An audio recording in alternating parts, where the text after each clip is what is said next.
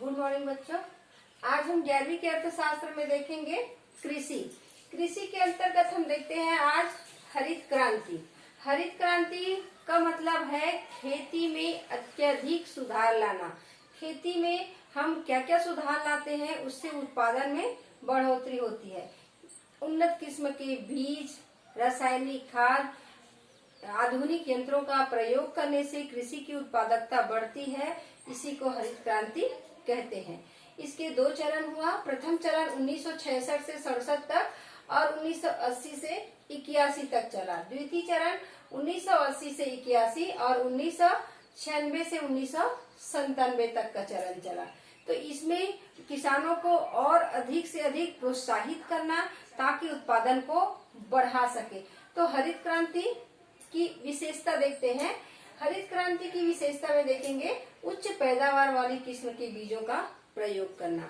हरित क्रांति में उच्च पैदावार, जिसमें पैदावार अधिक हो, ऐसे बीजों का प्रयोग किया गया ताकि पैदावार बढ़े और उसे किसानों को अधिक से अधिक लाभ मिले। क्योंकि पहले जो होते थे किसान, वो अपने भरण पोषण के लिए उत्पादन करते थे और उसको बेच नहीं पाते थे। तो अब क्या है, उत्पादन बढ़ने से वो अपने भरण पोषण तो कर सकता है, उसके बाद बचे हुए अनाज को बेचकर और अपना उपयोग कर सकता है।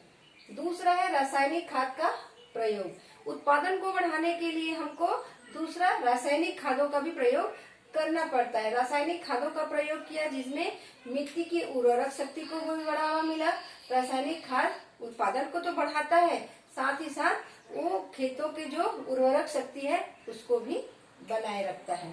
तीसरा है कीटनाशकों का प्रयोग। कीटनाशक जो कीड़ा जो होते हैं फसल को नुकसान पहुंचाते थे, खा जाते थे, उन कीड़ों को मारकर फसलों को उससे बचाना, सुरक्षित रखना ताकि उत्पादन और अच्छे से हो सके। कई बार ऐसे होता था पहले कि कीड़े को प्रकोप इतना होता था कि फसल को कीड़ा ही खा जाता था। तो इससे बचत कीटनाशक दवाइयों का प्रयोग करते हैं। चौथा आप देखते हैं सिंचाई व्यवस्था। सिंचाई की सुनिश्चित व्यवस्था न होने से भी हम कितना भी उसमें कार्य करें, उत्पादन सही तरीके से नहीं होता। तो उत्पादन को बढ़ाने के लिए हमको पानी की बहुत ज्यादा आवश्यकता होती है। तो पानी की व्यवस्था को बनाए रखने के लिए किसानों के लिए सिंचाई की व्यवस्था पूर्ण रूप से कराना जरूरी होता है। जब तक फसल को सिंचाई की सुविधा न हो, उत्पादन अच्छे से नहीं होता। तो हरित क्रांति की विशेषता है उच्च पैदावार वाले किस्म के बीजों का प्रयोग करना, रासायनिक खाद का प्रयोग करना, कीटनाशक दवाइयों का प्रयोग करना और सिंचाई की व्यवस्था करना। इन सब के कारण ही उत्पादन जो है अधिक से अधिक होने लगा। हरित क्रांति का प्रभाव। हरित क्रांति का प्रभाव देखते हैं खाद्यान्न के उत्पादन पर आत्मनिर्भर। हरित क्रांति करने से अत्यधिक क्रांति उत्पादन को बढ़ाना। तो खाद्यान्न, गेहूं का, चावल का उत्पादन पहले कृषक क्या करते थे, अपने उपभोग के लिए उत्पादन करते थे, अपने खाने पीने के लिए उत्पादन करते थे। परंतु अब उत्पादन अधिक होने से खाने पीने के से बच जाता है, तो वो बेचने के काम आता है और उस पैसे से वो घर अच्छे से चला पाता है और दूसरे कामों में वो लगा सकता है। तो इससे उसकी उत्सुकता और अधिक बढ़ जाती है कि जितना हम खाने के लिए यूज करते थे, गेहूं चावल का उपयोग करते थे, उससे हमको और ज्यादा प्रॉफिट हो रहा है। खाने के अलावा हमारे पास और अधिक बच जाता है अनाज, उसको हम बेचकर और खर्च कर सकते हैं। दूसरा है निम्न आय वर्गों के लोगों को लाभ। जो निम्न आय वर्ग के लोग थे उनको कम लाभ मिलता था, क्योंकि उनका जो जमीन था वो कम था, उत्पादन कम होता था, तो उनको लाभ इससे कम ज्यादा खर्चा कर नहीं पाते थे। परंतु अब स्थिति ऐसी है कि वो भी अधिक से अधिक उत्पादन लेकर उससे लाभ ले रहे हैं। तीसरा है विक्रय अधिशेष। विक्रय अधिशेष है जो हम बेचते हैं, बेच रहे हैं। जो भी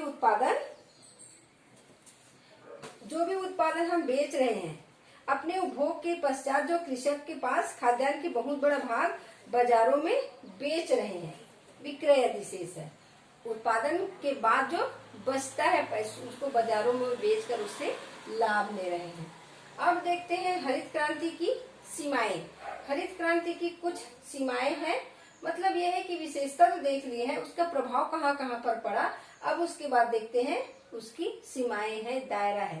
ठीक है, तो पहला देखते हैं सीमित क्षेत्र। तो हरित क्रांति तो हुआ है, परंतु उसका क्षेत्र जो है सीमित ही रह गया। जो पूरे जो भारत है, पूरे भारत में हरित क्रांति नहीं किया गया, सिर्फ कुछ क्षेत्रों में ही ये सिमट कर रह गया। पंजाब है, हरियाणा है, उन्हीं क्षेत्रों में इनका उपयोग किया गया। तो इसका जो क्षेत्र है वो सीमित रख दिया। दूसरा है किसानों की असमानता।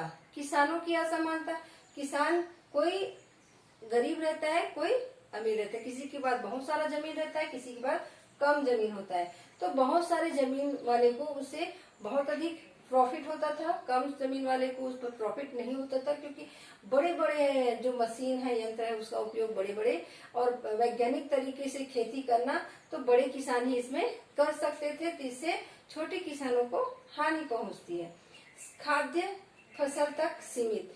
ये जो हरित क्रांति है वो सिर्फ खाद्य फसल तक ही सीमित रह सका, ये व्यापारिक फसल तक ये नहीं हो पाया।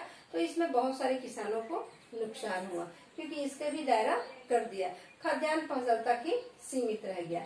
और अब देखते हैं कि दूसरा चरण में क्या होता है। दूसरा चरण में देखें कि कृषि का हमको दायरा बढ़ाना चाहिए, हरित क्रांति का दायरा बढ़ाना चाहिए, बहुत सारे क्षेत्रों में होना चाहिए, उसका क्षेत्र का सीमांकन भी बढ़ा दिया गया। और इसमें जो उत्पादन का जो साग की पर्याप्त सुविधाएं दी गई, बहुमुखी फसलों का भी बढ़ावा दिया गया, कृषि के साथ साथ पशुपालन, मछली पालन और दूध पालन को भी प्रोत्साहन दिया गया, मिट्टी की गुणवत्ता में सुधार, उच्च मूल्य वाले कृषि उत्पादन को भी बढ़ावा दिया गया। दूसरे चरण में, पहले चरण में देखें कि क्या क्या हमको सफलता मिली है, उसके बाद दूसरे चरण में फिर से सुधार किया और दूसरे चरण में फिर हमारे किसान मौसम तथा बीजों की अनिश्चितता का सामना करने में असफल रहे और इसके मिट्टी की गुणवत्ता में सुधार, उच्च मूल्य वाले कृषि उत्पादनों को बढ़ावा, साग की पर्याप्त उपलब्धि और बहुमुखी फसल, जो कुछ खाद्य फसल तक ही सीमित था वो बहुमुखी फसल तक, और कृषि के साथ साथ कृषक जो है पशुपालन कर सकते हैं, मुर्गी पालन कर सकते हैं, दूध उत्पादन कर सकते हैं और अपने रोजगार को बढ़ा सकते हैं। किसानों को आर्थिक सहायता, किसानों को इसमें आर्थिक सहायता भी दी गई। तो कुछ तर्क दिया गया है, कुछ वितर्क दिया गया है। आर्थिक सहायता तो देना चाहिए, कोई तर्क में है और कोई वितर्क में, कोई चाहते हैं कि उसको आर्थिक सहायता मिलना चाहिए, कोई नहीं चाहते हैं। तो ये रहा हरित क्रांति। और हरित क्रांति में प्रथम चरण में कितना वो बढ़ावा मिला और द्वितीय चरण में कितना, तो क्या क्या इनकी विशेषता है, प्रभाव है, उनकी सीमाएं हैं, आगे हम और देखेंगे।